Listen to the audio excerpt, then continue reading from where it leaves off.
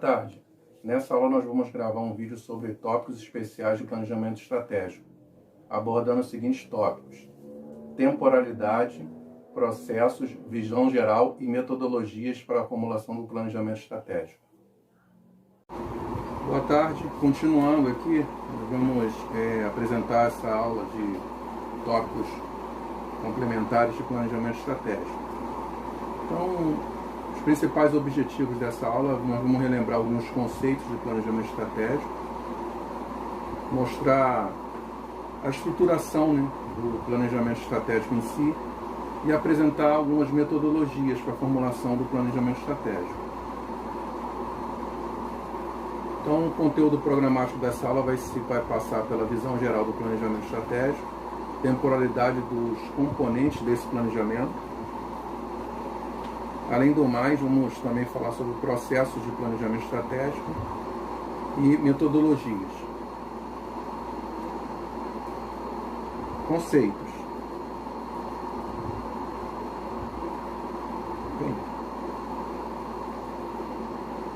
O conceito de planejamento estratégico, segundo Oliveira, é um processo administrativo para se estabelecer a melhor direção a ser seguida pela empresa, diante dos cenários identificados e atuando de forma inovadora e diferenciada.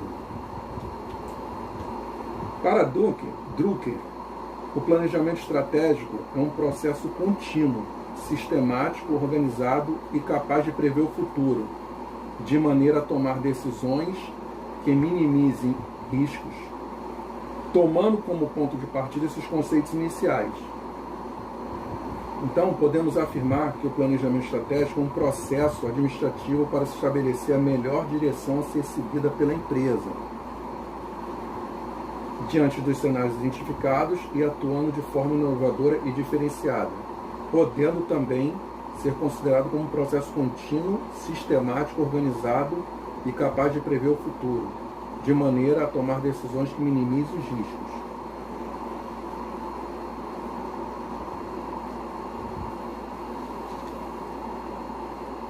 Então, dito tudo isso, a tabela a seguir, ela sintetiza cada um dos conceitos que nós apresentamos há pouco.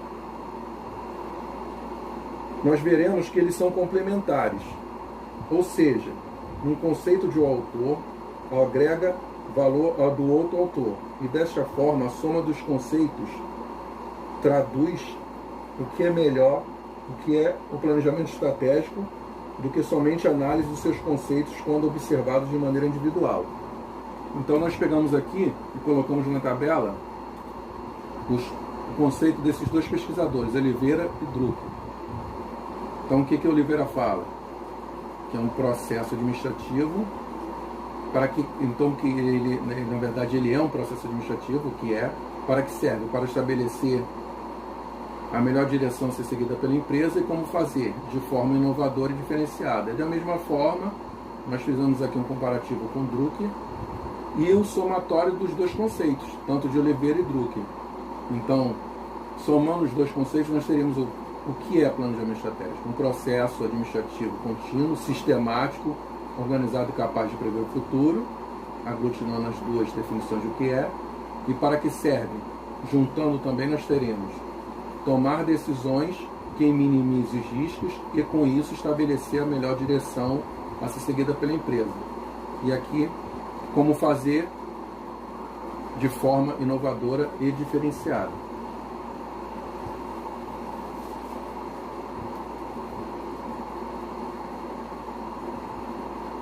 Bem, a visão geral do planejamento estratégico, nós podemos observar nesse arcabouço.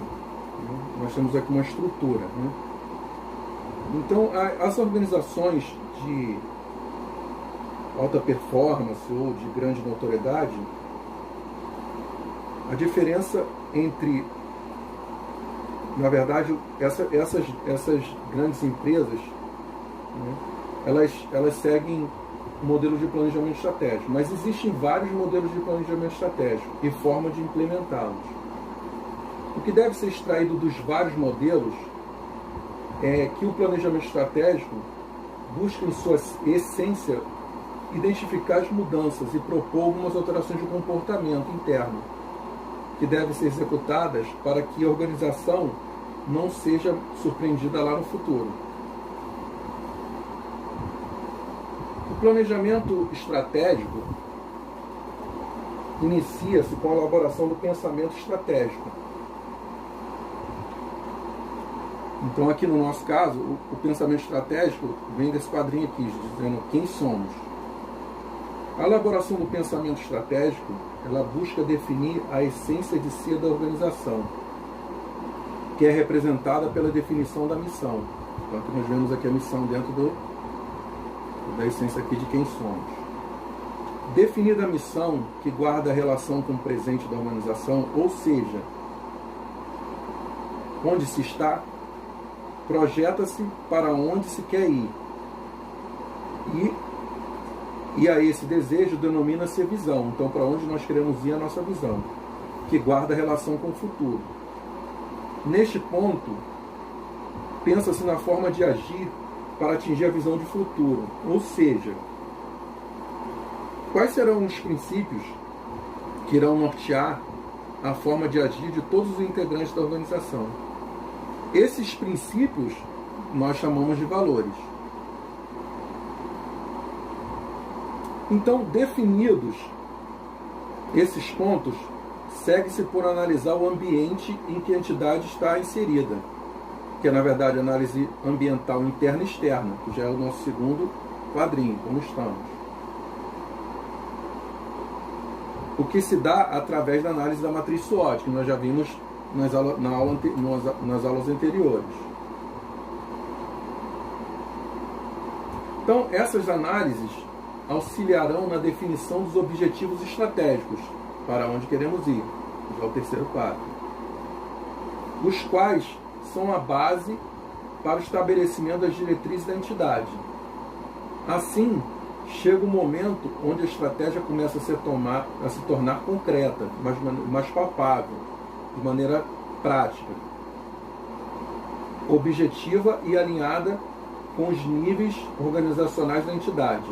Isto ocorre através do desdobramento das diretrizes estabelecidas. Então, quando toda a organização possui uma meta, planeja e desdobra a forma de atingi-la, fica muito mais fácil de perceber se esta poderá ou não ser alcançada. Então a meta serve para justamente isso, para identificarmos se vamos conseguir ou não atingir o nosso objetivo.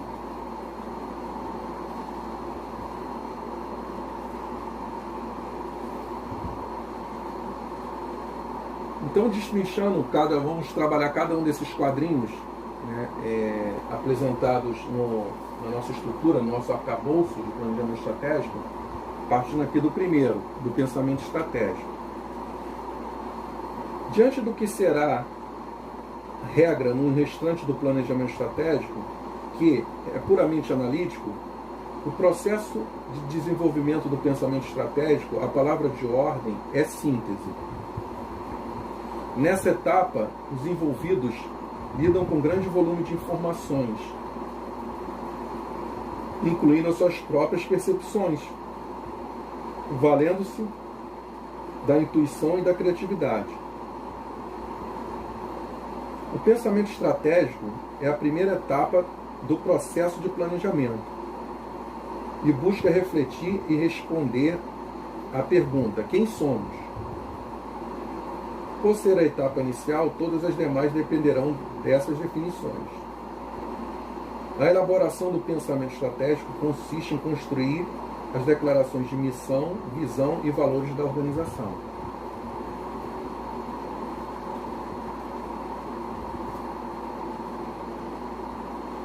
Partindo para o segundo quadrinho da nossa estrutura, na análise ambiental, nós vamos perceber o seguinte, que tendo definido lá o nosso pensamento estratégico da entidade, a próxima etapa consiste em desenvolver a análise ambiental, que busca responder a seguinte pergunta: como estamos?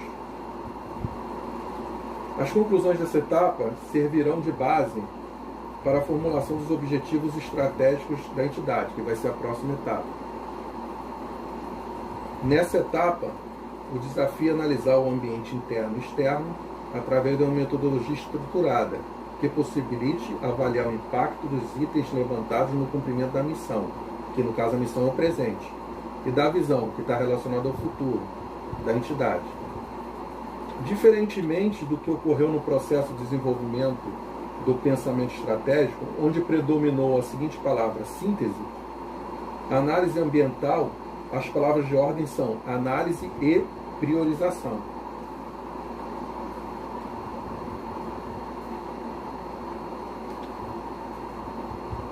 Para compreender o que é ambiente externo na linguagem do planejamento estratégico, será utilizada a definição de Freeman, segundo os quais o ambiente externo é composto por todos os elementos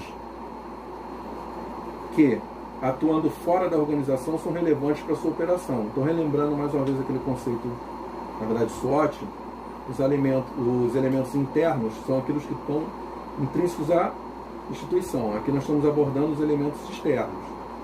A análise desses elementos externos pela entidade permitirá detectar oportunidades e ameaças geradas por esse ambiente. As oportunidades são situações e elementos atuais ou futuros que proporcionam à organização a possibilidade de ultrapassar seus objetivos e metas. Já as ameaças podem ser definidas como aquelas situações presentes ou futuras que proporcionam condições desfavoráveis à organização na consecução de seus objetivos. Então,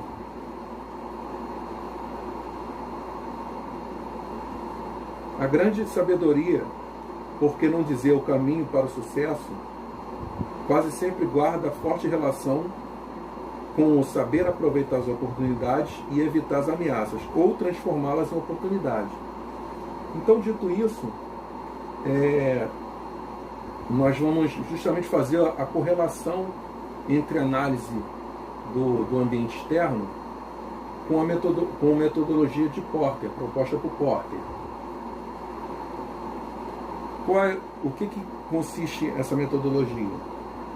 A proposta de modelo de Porter, ela permite analisar a organização considerando-a inserida no mercado competitivo. Porter defende que um ambiente competitivo é criado inicialmente pela interação de 5 forças diferentes que agem no negócio.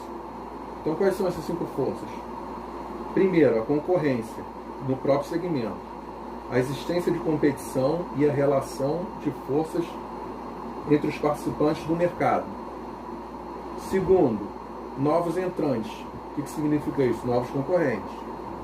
Facilidades e dificuldades para que os novos concorrentes comecem a competir e quais barreiras existem.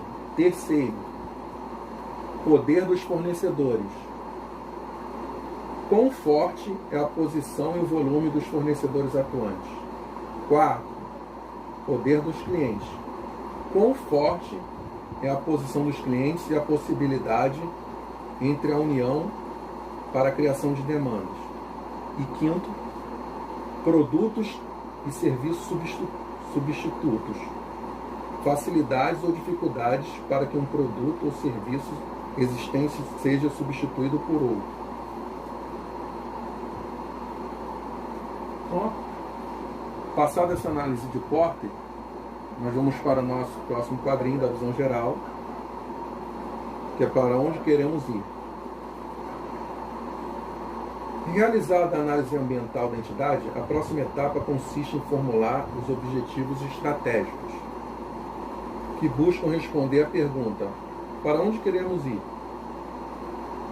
As conclusões dessa etapa servirão de base para a formulação de metas e ações. Nessa etapa, o desafio é, a partir do diagnóstico gerado pela análise ambiental, formular os objetivos estratégicos da entidade, verificando ao final a sua aderência ao pensamento estratégico e a sua eficácia em relação ao ambiente.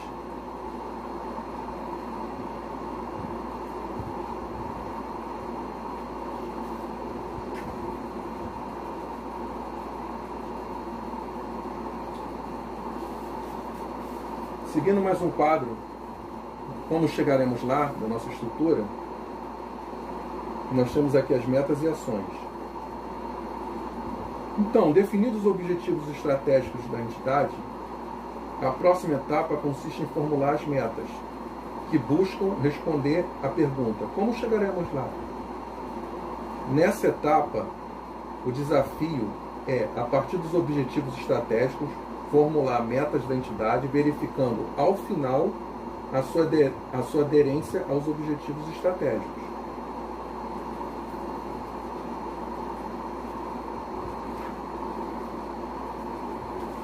A grande contribuição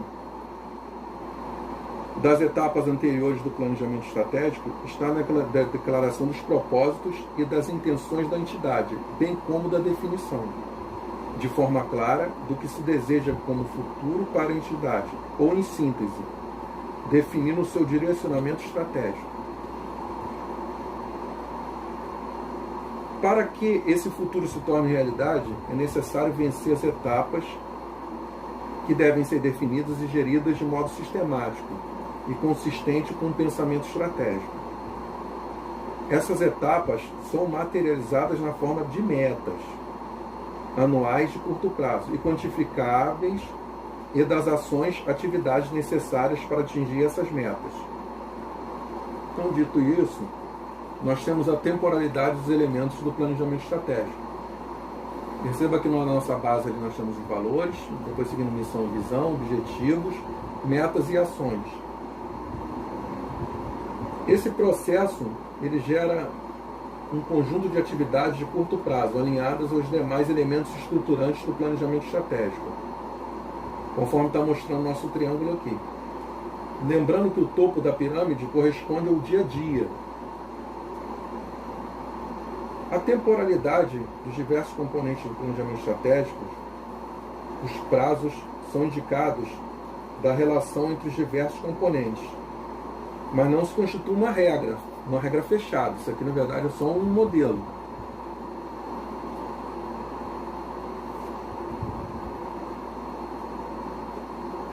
Processos de planejamento.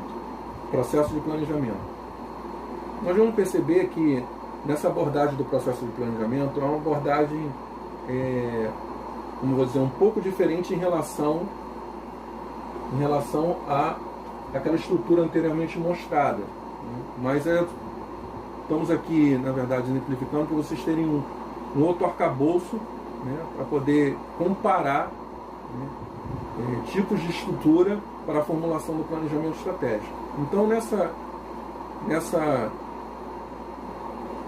abordagem de processo de planejamento estratégico, ela é proposta por Marcoplan. Na verdade, um planejamento estratégico com o uso do BSC, no qual o processo de planejamento subdivide-se em 4 etapas: construção de premissas ou fundamentos, grandes escolhas, elaboração do plano estratégico e implantação e monitoramento do plano. Essa figura apresenta o processo de planejamento estratégico. Então é importante observar que as etapas distinguem-se pela natureza de suas ações, mas não constituem rígidas etapas sequenciais. Ao contrário, constituem momentos que interagem e se repetem continuamente. Por isso se diz que o processo de planejamento estratégico é um processo interativo.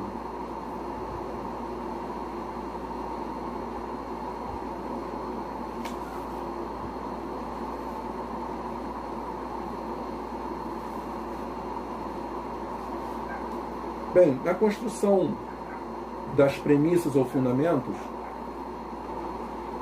nessa etapa serão estudadas as premissas do planejamento estratégico, ou seja, a missão organizacional, os valores, os documentos que definem as atribuições, os marcos regulatórios da organização, além de trabalhos anteriores sobre o planejamento ou diagnósticos institucionais. Serão analisados também ambientes internos e externos para a consolidação de um diagnóstico estratégico atualizado. Percebam, mais uma vez, análise SWOT, como foi mostrado na outra estrutura, né? Quando mostramos na visão geral do planejamento estratégico. Então isso aqui é uma outra abordagem que também alguns pontos são similares à visão geral que nós já mostramos. A missão. Relembrando a missão, o que seria a missão? A missão de uma organização é a sua finalidade, a sua razão de ser. E os valores? Os valores são um conjunto de sentimentos que estruturam ou pretendem estruturar a cultura e a prática da organização. Normalmente, os valores surgem agregados à missão, como uma simples ou de forma mais elaborada. Como uma simples ação ou de forma mais elaborada. Como crenças, políticas organizacionais. Os valores representam um conjunto de crenças essenciais ou princípios morais que informam as pessoas como elas devem reger seus comportamentos na organização. Então, entrando para o grupo das grandes escolhas, nós temos o quê? A visão.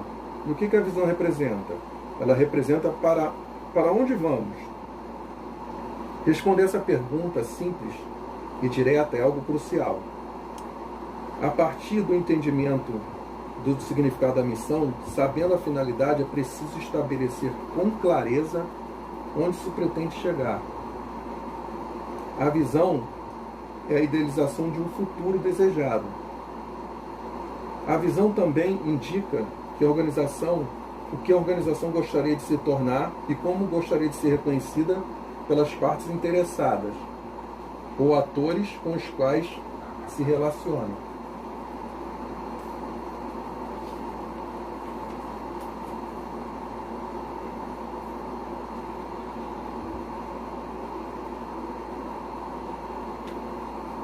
Bem, mais uma vez relembrando aqui a nossa metodologia do Balance Scorecard, nós vamos só mais uma vez pensar a definição dessa metodologia, porque a partir de agora nós vamos apresentar novas metodologias nesse contexto, para os senhores lembrarem o que significa o Balance Scorecard e comparar essa metodologia com as demais. O Balance Scorecard é uma metodologia voltada para a elaboração de estratégias. Essa metodologia surgiu de uma demanda feita por empresários aos professores Kaplan e Norton, no sentido de proporcionar um conjunto de medidas balanceadas nas dimensões financeira, clientes, processos, aprendizado e crescimento.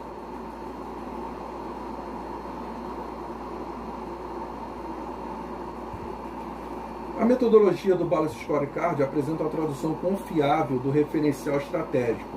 O que seria o referencial estratégico? Missão, visão e valores. Traduzida em um mapa estratégico que possui os objetivos estratégicos. No Balance Scorecard, que você possui aqui, de indicadores, metas para os objetivos estratégicos e nas iniciativas estratégicas.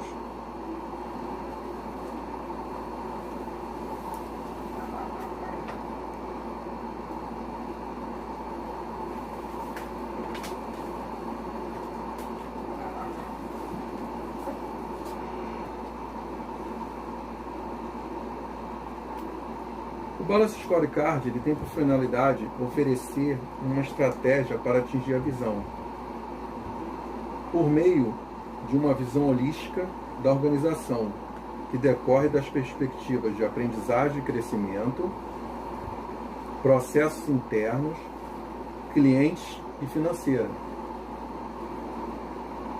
Se for o caso. Então isso depende da organização. Isso na verdade não é rígido, mas de maneira geral essas perspectivas, as 4 perspectivas, são muito utilizadas nos processos de administração interna.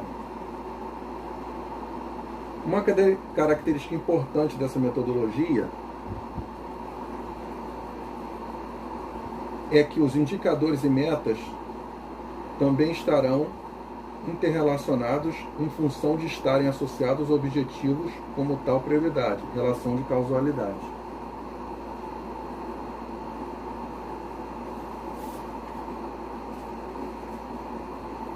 Bem, agora o outro método que nós vamos falar é sobre o método prisma de desempenho.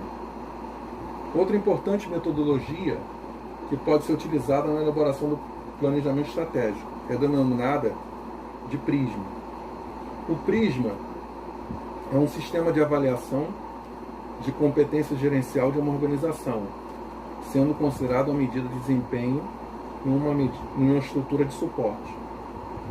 Basicamente, esse sistema atua de duas maneiras distintas, levando em consideração os objetivos e as necessidades dos stakeholders, as partes interessadas, em relação à organização, e os objetivos e as necessidades da organização em relação aos stakeholders. Dessa maneira, ele faz com que o relacionamento seja recíproco.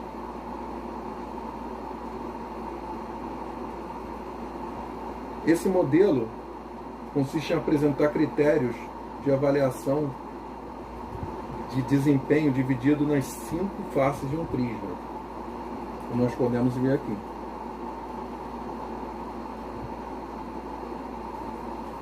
Método de Canning. A metodologia Canning é basicamente usada pelas organizações para desdobrar os objetivos estratégicos de longo prazo em metas, alinhando assim a organização. Nesse sentido, com o objetivo de simplificar a operacionalização. Esse método detalha o horizonte da visão de 5 anos, por exemplo, em períodos de 1 ano. Então ele diminui, ele na verdade divide, né?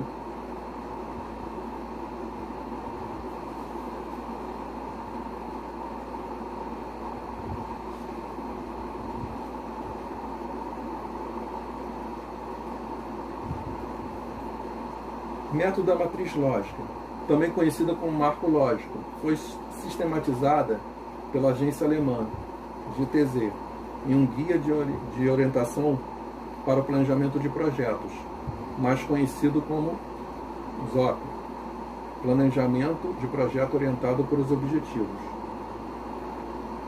Aqui uma planilha da metodologia lógica, matriz lógica.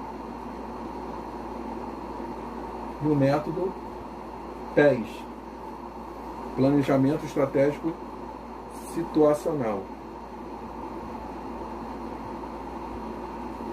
É uma metodologia bastante utilizada na área pública, sendo muito bem estruturada. Os seus 4 momentos dão suporte para um processo de gestão robusto. Entretanto, trata-se de uma proposta bem diferente do Balance Scorecard, uma vez que não se preocupa com as relações de causalidade na construção de seus objetivos.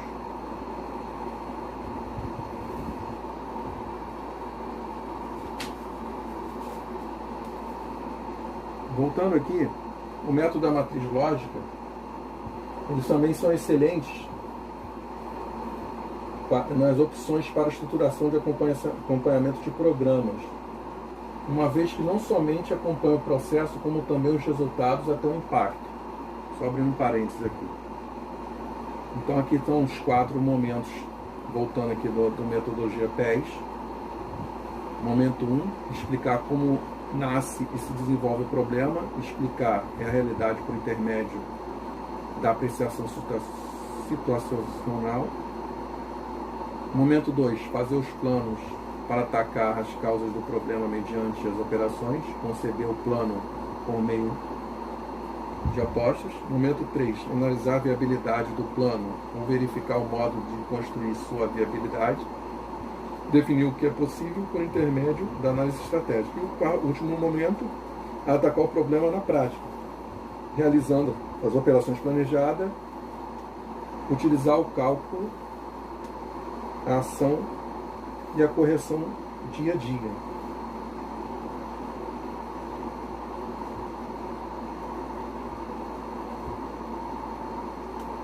Estrutura lógica. Bem, a metodologia OKR.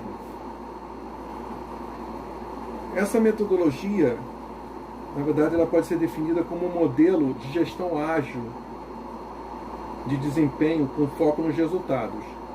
Os OKRs devem ser simples o suficiente para que todos entendam e sintam-se entusiasmados a alcançá-los.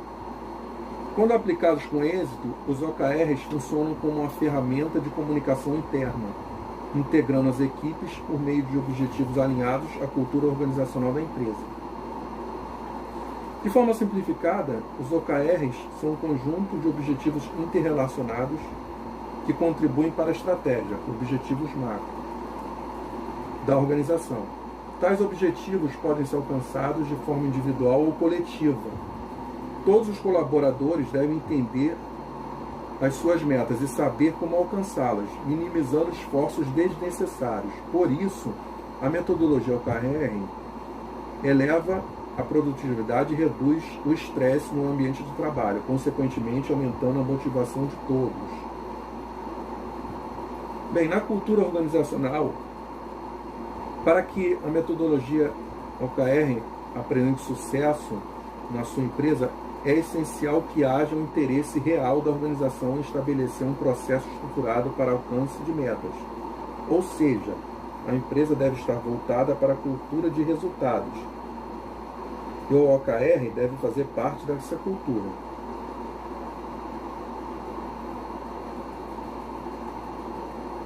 Aqui um exemplo de como podemos utilizar a metodologia do OKR.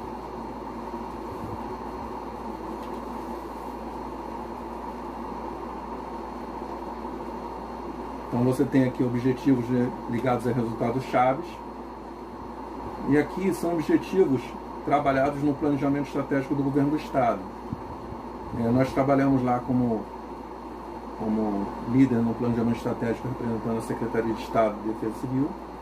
Então, para cada objetivo desse elencado pelo governo do Estado, existiam resultados chaves voltados para a Secretaria de Estado de Defesa Civil. Nós vamos aqui elencar. Por objetivo estratégico número 2, que é fortalecer a imagem da segurança, renovando a confiança da população, nós temos aqui resultados chaves da Secretaria. Diminuir em 17% o tempo-resposta para atendimento de ocorrências de socorro até 2025. Também nós temos aqui reduzir em 30% o tempo médio necessário para a regularização de empresas imóveis. Aumentar em 25% o número de licenciamento a empresas imóveis, isso no objetivo estratégico 2. E também para o objetivo estratégico número 3, que era preservar a vida humana, nós tínhamos aqui resultados chaves voltados para a Secretaria, como mais voltado para a Defesa Civil, como capacitar 92 municípios do Estado para a conscientização dos cidadãos fluminenses sobre os riscos de desastres, para tornar o Estado mais resiliente. Também capacitar 250 agentes de proteção civil, entre outros resultados chaves. Então, encerro aqui a nossa apresentação com o seguinte pensamento. Os obstáculos são aquelas coisas assustadoras que vemos quando afastamos os olhos do alvo. Bom, obrigado pela atenção.